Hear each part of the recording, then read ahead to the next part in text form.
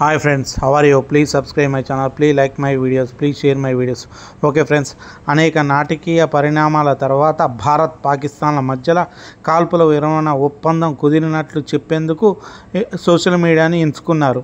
America అధ్యక్షుడు Donald Trump రెండు అణ్వస్త్ర దేశాల మధ్య ఘర్షణను తగ్గించడంలో అమెరికా మధ్యవర్తులతో పాటు తెరచాటున జరిగిన అనేక దౌత్య ప్రయత్నాలు కీలక పాత్ర పోషించాయని నిపుణులు చెబుతున్నారు.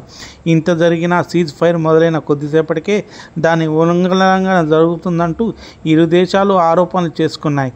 కాల్పుల విరమణ ఒప్పందం ఎంత బలహీనంగా ఉందో ఇది చెప్పకని చెబుతుంది.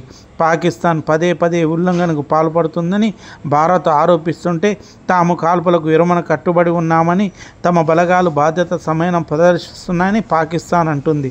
ట్రంప్ కాల్పుల విరమణ ప్రకటన ముందు భారత్ పాకిస్తాన్ మధ్య ఉద్రిక్తతలు పూర్తిస్థాయి ఘర్షణగా మారవచ్చని చాలామంది భయపడే దిశగా సాగుతూ వెళ్ళింది.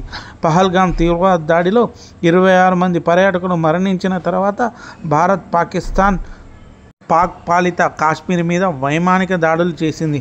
ఇది రోజుల తరబడి గగనతల ఘర్షణలు, ఫిరంగి దాడులకు దారితీసింది.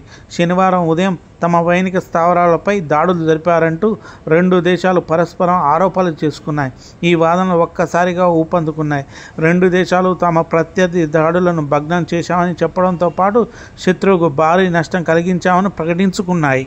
అయితే అమెరికా విదేశాంగ మంత్రి మార్కో రూబియో మే 9న పాకిస్తాన్ ఆర్మీ చీఫ్ అసీం మునీర్కు ఫోన్ చేశారు. అది కీలకమైన అంశమై ఉండవచ్చు అని వాషింగ్టన్లో బ్రూకింగ్స్ ఇన్స్టిట్యూట్లో సీనియర్ చెప్పారు. ఇంకా అనేక మంది అంతర్జాతీయ వ్యక్తులు దేశాల పాత్ర గురించి మనకు తెలియదు. అయితే ఒకటి స్పష్టంగా కనిపిస్తుంది. 3 రోజుల నుండి కనీసం 3 దేశాలు ఈ ఉద్రిక్తతను తగ్గించేందుకు ప్రయత్నాలు చేస్తున్నాయి. అమెరికాతో పాటు బ్రిటన్, సౌదీ అరేబియా కూడా వాటిలో ఉండి ఉండవచ్చు అని తన్వి మదన్ అన్నారు.